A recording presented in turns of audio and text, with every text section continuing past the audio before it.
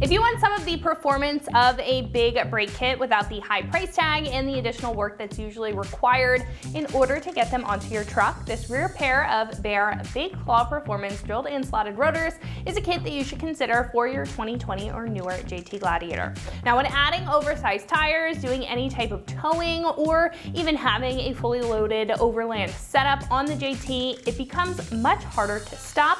So better brakes are necessary, and this kit does just that by increasing the sizing without the need for modification or major work to your brake system.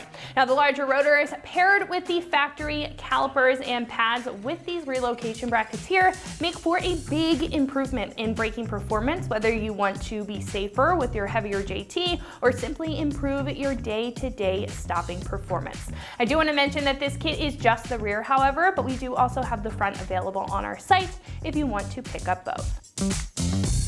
Now, this kit looks pretty simple for the benefits that it offers, outperforming your stock system and even some entry-level options thanks to the increased size of the brake rotor. Now, that bump up to a 14-inch diameter rotor helps with the increased surface area for the pad to bite onto, while the drilled and slotted details on the surface of the rotor help with cooling, creating optimal pad contact, both being great and a perfect recipe for consistent and fade-resistant braking. Now, what makes this kit unique, however, compared to other performance options, is the addition of the brake caliper bracket to accommodate for the increase in rotor diameter while being compatible with your stock components. So you're not gonna have to swap your caliper, bleed your brakes, or do any additional work to get the performance that you're looking for. And the details on the face of the rotor, aside from the performance, also just add to the appearance of the Gladiator, especially with a more open wheel design being one of the many benefits of this kit. Now, this kit includes 2 rotors and the caliper relocation brackets, making it very simple, as I mentioned before. Now, the rotors are made from a one-piece cast iron construction, durable against the elements and high temperatures, and the directional veining in addition to the drill holes help with the cooling, acting like a pump for better airflow, resulting in temperature reduction. Now, the rotors also have a zinc finish for corrosion resistance and, of course, to maintain the sharp, sporty aesthetic that these bring to the table. Now, the included brackets are also durable with a steel build, and again have a build or construction that accommodates the larger rotor without modifying or upgrading the caliper, being a direct bolt-on fit. For everything you see on the table here, this comes in at about $725, so it will hover in the middle of the road between the price of a big brake kit and other higher performance direct fit OE size choices. Now, the benefit of this kit, however, is the increase in the rotor size for a direct result of improved performance over a direct swap option without a drastic change in components or the steep price tag that comes with a big brake kit. Now, that makes it a great choice if you're looking for a compromise between performance and pricing. Now, install again is a direct bolt-on swap, but it does require a little bit of mechanical know-how since it is a brake job. So I'm gonna give it a 2 out of 3 wrenches on the difficulty meter, and it should only take about an hour or so to complete if you have the right hand tools and the right setup. Now, at this point, I'm gonna hand it over to one of our installers. They're gonna show you a detailed breakdown on how you can get this bolted up to your JT at home, whether you are tackling this install or you're just curious about this kit in general. So that is going to wrap it up for what I have to say. Let's go ahead and get to the install. Tools required for this install include an impact gun, a ratchet, caliper hook, rubber mallet, flathead screwdriver, wire brush, T30 torque socket, an extension, 10, 13, 18, and 21 millimeter swivel sockets, a brake caliper compressor tool, brake lube, and anti-seize. What's up, guys? Today we're installing brakes on our Gladiator, so let's get started. So the first thing we're going to do is take a T30 torque socket to remove our rotor set screw. Just grab that T30 torque socket, get it on that screw, hold your rotor with one hand, and break that free. Next, I'm going to undo our ABS wire from our brake line to get a little extra travel there. So just pop that grommet out of the clip. And then we're going to remove these 2 10 millimeter bolts holding our clamshell on. I've got a caliper hook up here. We're gonna hook it up out of the way once we get it off so we don't put tension on our brake line. Just grab a 10 millimeter socket. I'm using a swivel socket. Pull those out.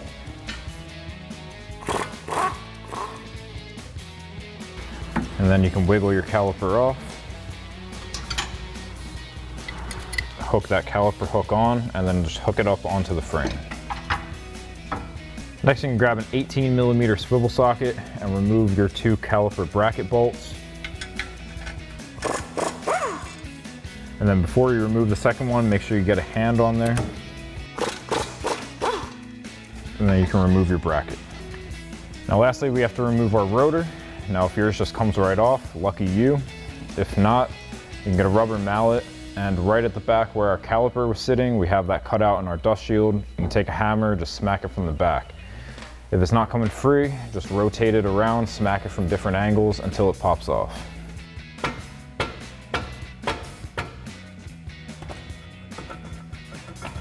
And then you can remove it. So now I'm going to take a wire wheel just to clean up our hub surface a little bit, and we'll put a little bit of anti-seize on there to prevent that rotor from sticking onto the hub again. So just grab your safety glasses and a wire wheel and clean this up.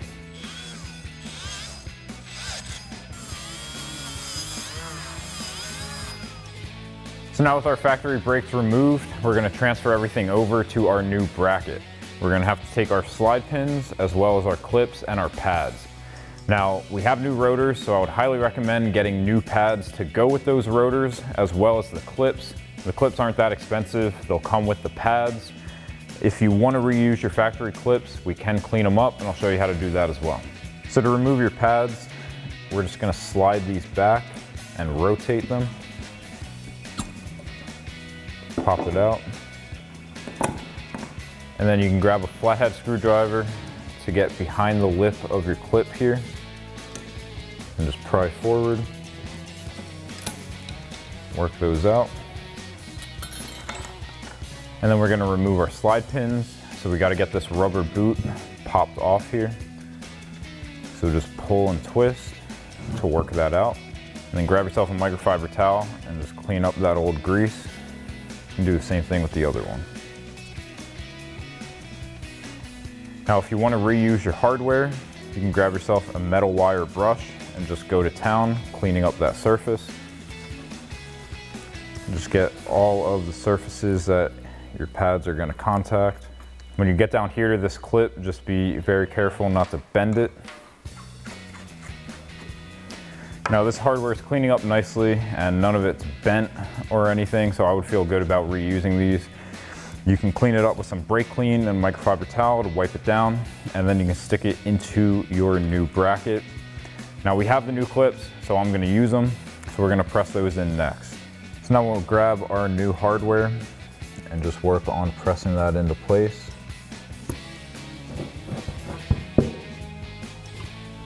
Now if you need to, you can go behind those little clips. You don't wanna press down on those, but you can get a flathead screwdriver behind it and use that as leverage to pop that in.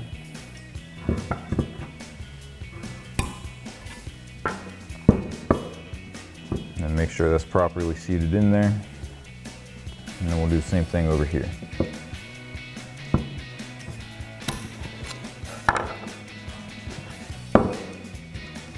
Make sure those are fully seated in there, and then we'll install our slide pins. So grab yourself some brake lube. We're just going to lube these up and then slide them in.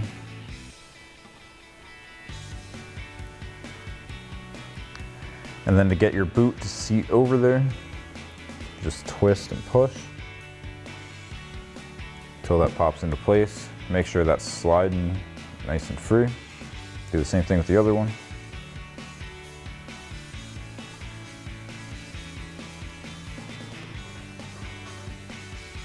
And then we can take our brake pads.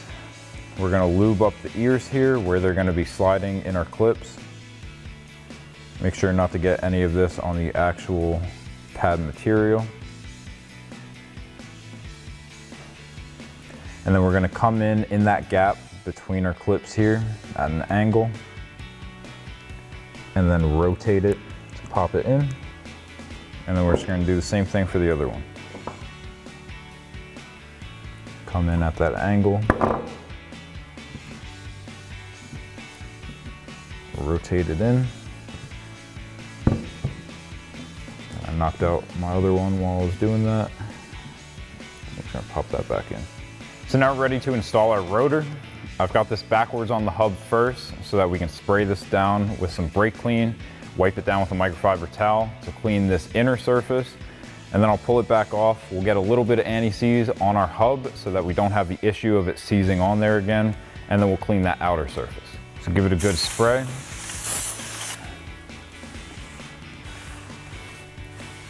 Wipe down that surface, and then we're gonna pop that back off. And then we're gonna grab some anti-seize to put on the face of our hub here. Now you just need to put a little dab on there. A little bit of this goes a long way.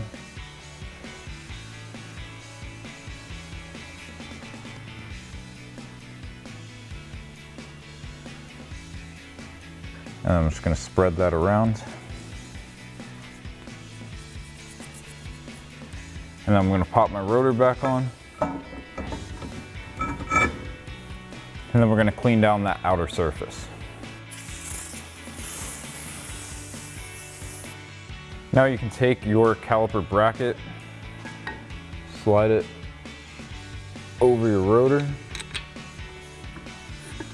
and then line up your bolt and start threading that into place. And then grab your second bolt, line it up and thread it in. And then grab your 18mm swivel socket and tighten those down.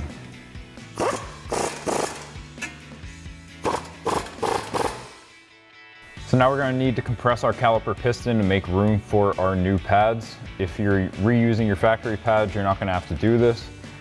Now we had pretty new pads in there already, so we're not going to have to go too much. So you're just going to get your tool in there, get it all lined up, and then just press to compress that piston. And then remove your tool and we'll throw that on our bracket. So now grab your caliper off your hook, slide it back onto your bracket. Make sure you're not twisting your brake line. You're gonna have to push our pads in a little bit. And then just push in your slide pins. Get it all lined up and thread your bolt in.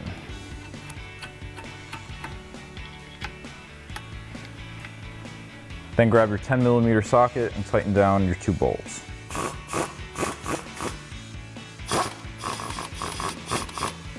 And then while we're over here, we're just gonna pop that grommet for our ABS line back into the clip on our brake line. And now Baer recommends torquing everything down to the manufacturer's specifications. So follow the factory torque specs for the Gladiator, torque everything down, and you'll be good to go. So that'll wrap up this review and install of the Baer Big Claw Performance Drilled and Slotted Rotors Rear Pair for your 2020 and newer Jeep Gladiator JT. Thank you for watching, and for all things Gladiator, keep it right here at extremeterrain.com.